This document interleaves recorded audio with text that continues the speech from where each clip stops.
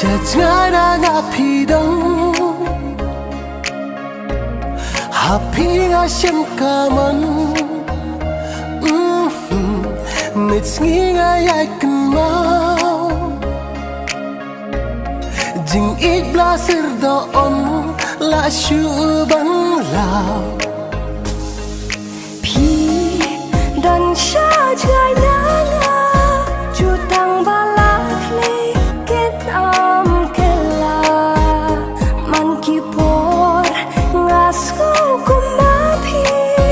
Pawan pasyao hakish kor jonga Bunsin ha nga piwan pao